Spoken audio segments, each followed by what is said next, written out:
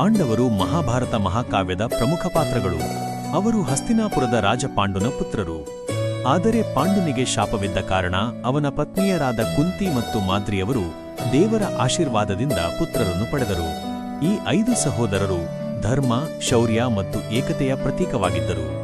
ಹಿರಿಯನಾದ ಯುಧಿಷ್ಠಿರನು ಧರ್ಮದೇವನ ಆಶೀರ್ವಾದದಿಂದ ಜನಿಸಿದನು. ಅವನು ಸದಾ ಸತ್ಯ ಮತ್ತು ನ್ಯಾಯವನ್ನು ಪಾಲಿಸುವವನು.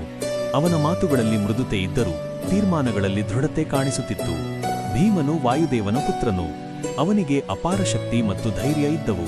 ಅವನು ತನ್ನ ಸಹೋದರರನ್ನು ಸದಾ ರಕ್ಷಿಸುವವನಾಗಿದ್ದನು. ಅರ್ಜುನನು ಇಂದ್ರದೇವನ ಆಶೀರ್ವಾದದಿಂದ ಜನಿಸಿದನು.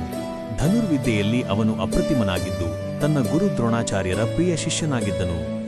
ಕಿರಿಯ ಸಹೋದರರಾದ ನಕುಲ ಮತ್ತು ಸಹದೇವರು ಅಶ್ವಿನಿ ಕುಮಾರರ ಆಶೀರ್ವಾದದಿಂದ ಜನಿಸಿದರು. ನಕುಲನಿಗೆ ಸೌಂದರ್ಯ ಮತ್ತು ಕುದುರೆ ಪಾಲನೆ ಜ್ಞಾನವಿತ್ತು.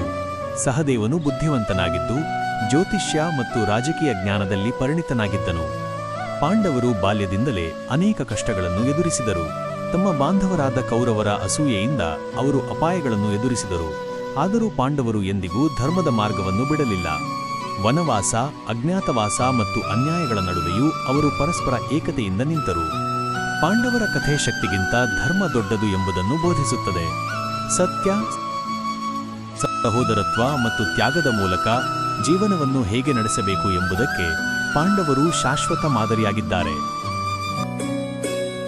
ಕುಂತಿಯ ಗುಪ್ತಪುತ್ರನಾಗಿ ಜನಿಸಿದ ಕರ್ಣನು ಜನ್ಮತಃ ಸೂರ್ಯನ ವರದಿಂದ ಕವಚಕುಂಡಲಧಾರಿ ಆಗಿದ್ದನು.